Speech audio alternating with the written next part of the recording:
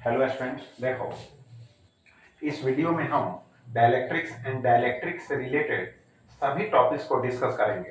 तो सबसे पहले समझो, डाइलेक्ट्रिक्स बराबर हम क्या लिख दिए, इंसुलेटर्स। यानी डाइलेक्ट्रिक्स जो होते हैं इंसुलेटर्स होते हैं। क्लियर हो गया? डाइलेक्ट्रिक्स क्या होते हैं? इंसुलेटर्स होते हैं। एग्जाम्पल के तौर पर ग्लास हुआ, माइका हुआ, है ना, वाटर हुआ, प्लास्टिक हुआ, रबर हुआ, एटसेट्रा। अब देखो डाइलेक्ट्रिक्स एक्चुअली टू टाइप्स के होते हैं, polar dielectrics and non polar dielectrics. अब हम पोलर डाइलेक्ट्रिक के मॉलिक्यूल को यहां कंसीडर करते हैं। तो H2O मॉलिक्यूल को यहां पर हम कंसीडर किए हुए हैं। तो देखो H2O मॉलिक्यूल में क्या होता है कि निगेटिव चार्जेस के centre of mass and positive charges के सेंटर ऑफ मास कोइंसाइड नहीं करते हैं। बात समझ गए? इसीलिए तो हम कहते हैं कि यह जो मॉलिक्यूल है पोलर मॉलिक्यूल है। इसका मतलब है कि पोलर मॉलिक्यूल में परमानेंट इलेक्ट्रिक डाइपोल मोमेंट होता है, जिसका डायरेक्शन जो होता है, देखो यहां पर ऑक्सीजन एटम हो गया, यहां 2 हाइड्रोजन एटम्स हो गए। तो यहां पॉजिटिव चार्जेस के सेंटर ऑफ मास, है ना, पॉजिटिव चार्जेस के सेंटर ऑफ मास यहां और निगेटिव चार्जेस के सेंटर ऑफ मास यहां कोइंसाइड तो कर नहीं रहे हैं। तो इसमें परमानेंट जो है इलेक्ट्रिक डाइपोल मोमेंट है और जिसका डायरेक्शन जो होता है निगेटिव चार्जेस के सेंटर ऑफ मास से पॉजिटिव चार्जेस के सेंटर ऑफ मास के टुवर्ड्स होता है। क्लियर हो गया? अब समझो नॉन पोलर डाइलेक्ट्रिक्स। अब नॉन पोलर डाइलेक्ट्रिक्स में हम नॉन पोलर मॉलिक्यूल को कंसीडर करेंगे। तो H2 मॉलिक्यूल को कंसीडर किए हैं। अब देखो हाइड्रोजन एटम के पास 1 इलेक्ट्रॉन एंड 1 प्रोटॉन होता है। अब यहां देख ही रहे हो कि नेगेटिव चार्जेस के centre of mass and positive charges के सेंटर ऑफ मास कोइंसाइड कर रहे हैं। इसका मतलब है कि इलेक्ट्रिक डाइपोल का फॉर्मेशन ही नहीं हो रहा है, तो डाइपोल मोमेंट कहां से इंड्यूस होगा? क्लियर? तो इतनी तो जानकारी हो गई कि polar molecules and non polar molecules plus polar dielectrics and non polar dielectrics. यानी पोलर मॉलिक्यूल्स से बना हुआ जो डाइलेक्ट्रिक होगा वह पोलर डाइलेक्ट्रिक होगा एंड नॉन पोलर मॉलिक्यूल से बना हुआ जो डाइलेक्ट्रिक होगा वह नॉन पोलर डाइलेक्ट्रिक होगा। क्लियर हो गया? अब उसके बाद समझो, अब है कि अगर हम इलेक्ट्रिक फील्ड से इसको बाहर रखते हैं, चाहे पोलर हो चाहे नॉन पोलर हो, यानी डाइलेक्ट्रिक को हम इलेक्ट्रिक फील्ड से बाहर रखते हैं। बात समझ गए? तो जो सिचुएशन आप देख रहे हो वह क्या होगा सिचुएशन, तो क्लियर कॉन्सेप्ट कर लो। तो क्लियर कॉन्सेप्ट में बतला रहे हैं कि जब पोलर डाइलेक्ट्रिक होगा और उसको हम इलेक्ट्रिक फील्ड से बाहर रखेंगे तो जितने भी उसमें, है ना, मॉलिक्यूल्स होंगे सभी के पास अपना परमानेंट डाइपोल है। क्लियर है? तो डाइपोल मोमेंट भी परमानेंट है। तो जितने भी डाइपोल मोमेंट्स होंगे पोलर डाइलेक्ट्रिक के सभी के डायरेक्शंस डिफरेंट होंगे। क्लियर हो गया? इस केस में तो डाइपोल का फॉर्मेशन ही नहीं हो रहा है ना, तो इंड्यूस्ड जो डाइपोल मोमेंट का डायरेक्शन का सवाल ही नहीं है जब हम इलेक्ट्रिक फील्ड से बाहर रखे हैं तब। क्लियर हो गया? अब देखो, अब इसके बाद पोलराइजेशन भी समझोगे और इलेक्ट्रिक फील्ड में अगर प्लेस करते हैं तो व्हाट विल हैपन उसको भी समझोगे। अब हम क्या करते हैं कि किसी भी डाइलेक्ट्रिक को, चाहे पोलर डाइलेक्ट्रिक हो चाहे, है ना, नॉन पोलर हो, अगर हम एक्सटर्नल इलेक्ट्रिक फील्ड में प्लेस करते हैं, ठीक, तो सबसे पहले पोलर के बारे में समझो। इसमें तो परमानेंट डाइपोल मोमेंट होता ही है। तो अब डाइलेक्ट्रिक के पास नेट, है ना, नेट डाइलेक्ट्रिक के पास नेट इलेक्ट्रिक डाइपोल मोमेंट प्राप्त होता है।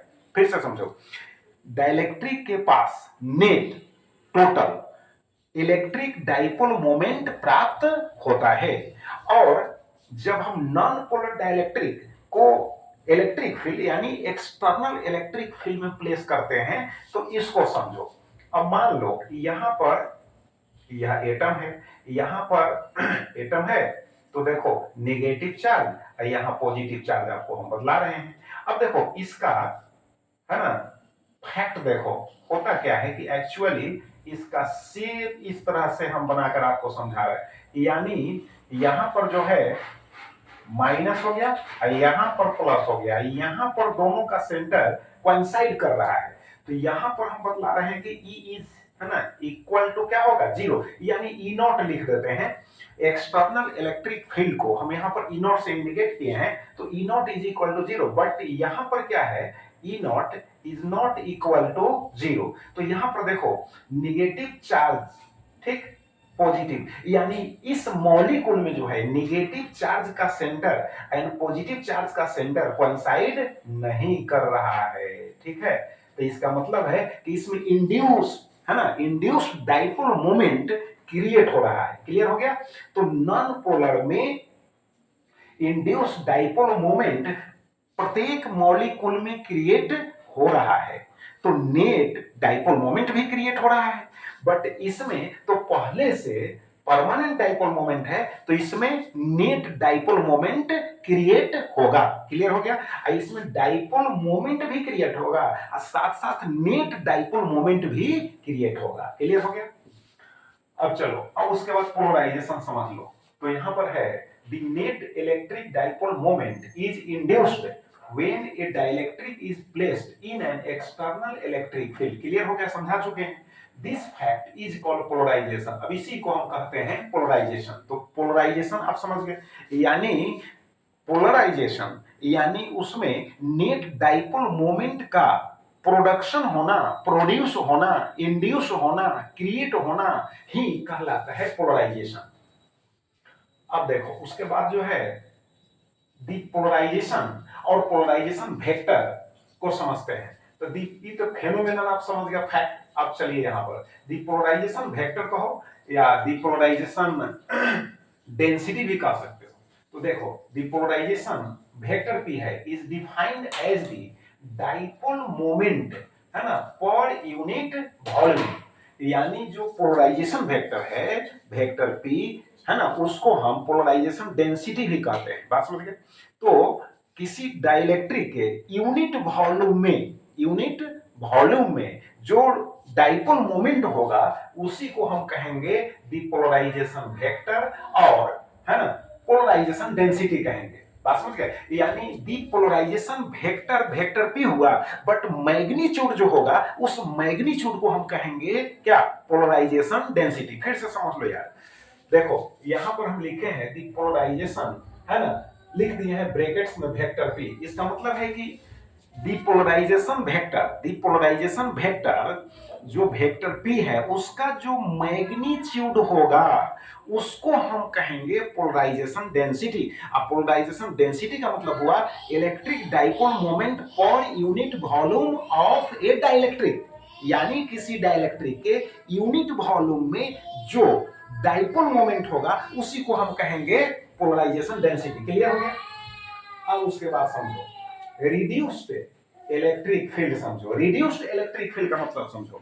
जैसे एक्सटर्नल इलेक्ट्रिक फील्ड है, यहां पर हम दिखाए भी हैं, देखो एक्सटर्नल इलेक्ट्रिक फील्ड है, यहां पर देखो ई नॉट लिखा हुआ है, ठीक है। अब देखो यह जो प्लेट है पॉजिटिवली चार्ज है और यह जो प्लेट है निगेटिवली चार्ज है। तो बीच वाला जो स्पेस हुआ, है ना, वह electric field vector E not को इंडिकेट करता है। क्लियर हो गया। अब देखो अब हम इस, है ना, स्पेस में जो है किसी डाइलेक्ट्रिक को प्लेस करते हैं। तो डाइलेक्ट्रिक को प्लेस करते हैं तो डाइलेक्ट्रिक के इस सरफेस पर, है ना, इस सरफेस यानी इसके इंटरनल पार्ट में टोटल चार्ज, है ना, यानी नेट चार्ज 0 हो जाता है। बट इस सरफेस पर जो है निगेटिव चार्ज इंड्यूस होगा और इस सरफेस पर जो है पॉजिटिव चार्ज इंड्यूस होगा। तो अब इसका मतलब है कि निगेटिव चार्ज जो इंड्यूस होगा और यहाँ पॉजिटिव चार्ज जो इंड्यूस होगा, तो निगेटिव चार्ज का surface charge density minus sigma P, positive charge का जो है सरफेस चार्ज डेंसिटी हो गया प्लस सिग्मा पी। क्लियर हो गया। तो यहां पर नेट डाइपोल मोमेंट क्रिएट हो रहा है। क्लियर हो गया। अब देखो इलेक्ट्रिक फील्ड जो अप्लाइड है वह है वेक्टर ई नॉट हो गया। अब देखो इसके अंदर यानी पोलराइजेशन के बाद जो इलेक्ट्रिक फील्ड इंड्यूस हुआ वह हो गया ईपी।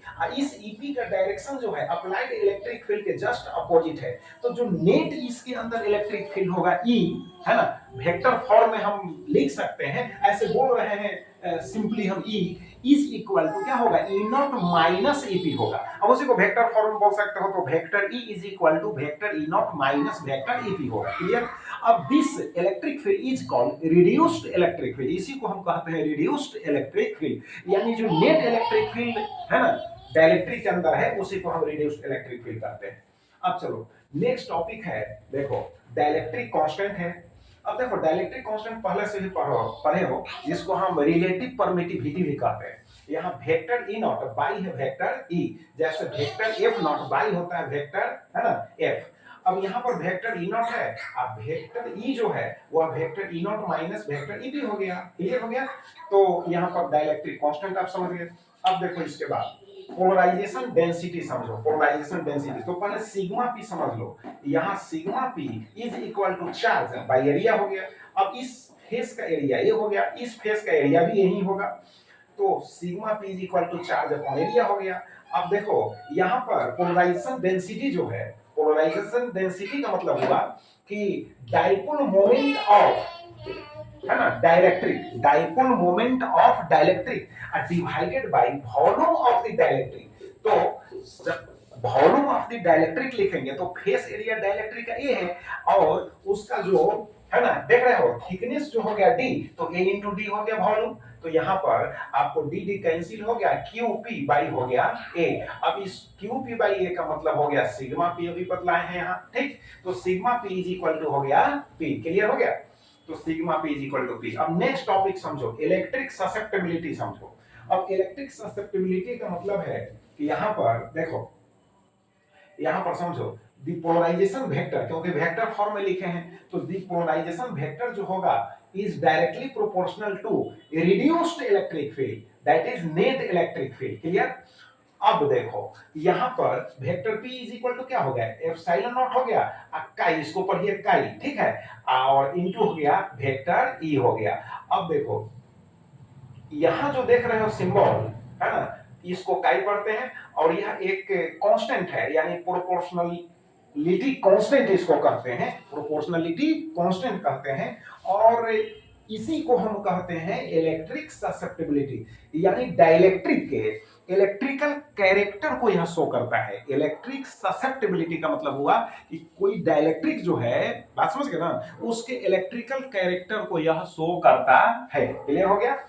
अब देखो, अब तो यहाँ काई इज इक्वल टू क्या हो जाएगा, vector P divided by epsilon naught into vector E होगा, epsilon naught into vector E होगा। अब इसको जब समझ गए, है ना, तो यहां पर एक और टॉपिक हम लिखे हैं रिलेशन। अब रिलेशन किसमें है, डाइलेक्ट्रिक कांस्टेंट एंड है इलेक्ट्रिक ससेप्टिबिलिटी में। देखो vector E reduced electric field is equal to vector E naught हो गया माइनस वेक्टर ई पी हो गया, क्लियर हो गया। अब देखो वेक्टर ई नॉट माइनस, यहाँ जो वेक्टर ई पी है इसके जगह पर तुम लिख सकते हो, यानी आप जानते हो कि electric field is equal to होगा sigma P by epsilon naught, यानी गॉस थ्योरम पढ़ा है, गॉस लॉ पढ़ा है कि अगर किसी प्लेट पर चार्ज है, यानी कंडक्टर पर चार्ज है, ठीक है, तो उसके नियर बाई जो इलेक्ट्रिक फील्ड होगा सिग्मा बाई एप्सिलॉन नॉट। तो यहाँ पोलराइजेशन के कारण चार्ज इंड्यूस हुआ है डाइलेक्ट्रिक के फेस पर, तो sigma P by epsilon naught हो गया, ठीक है। अब sigma P is equal to क्या हो गया, पी हो गया, जिसको हम पोलराइजेशन डेंसिटी कहते हैं, तो P बाई एप्सिलॉन नॉट हो गया। अब हम वेक्टर E से ऑन बोथ साइड्स डिवाइड करते हैं, तो देखो वेक्टर E, क्लियर है। अब एक बात और समझ लो, वेक्टर E यहाँ लिखे हैं वेक्टर E नॉट, यहाँ जो है P का वैल्यू डाल दिए हैं, ठीक है, P का वैल्यू यहाँ पर डाल दिए, एप्सिलॉन नॉट कैंसिल हो गया। और उसके बाद जो है अब हम वेक्टर E से डिवाइड करेंगे, तो ये कैंसिल होकर 1 होगा, यहाँ पर vector E not by vector E होगा, जिसको हम डाइलेक्ट्रिक कांस्टेंट कहेंगे। यहाँ पर काई जो है यहाँ पर लेफ्ट होगा, बचेगा, तो यहाँ पर हो गया 1 इज इक्वल टू हो गया डाइलेक्ट्रिक कांस्टेंट माइनस हो गया इलेक्ट्रिक ससेप्टिबिलिटी। तो यहाँ पर आपका एक रिलेशन भी फाइंड आउट हो गया। तो चलो अब इसको, है ना, रिवाइज करो, लेकिन देखो समझकर रिवाइज करो यार, रटने से नहीं होगा, समझकर, है ना, समझते हुए रिवाइज करोगे तब माइंड में जो है ना, यह टिका हुआ रहेगा। बात समझ गए। तो चलो अब रिवाइज करो। Thank you.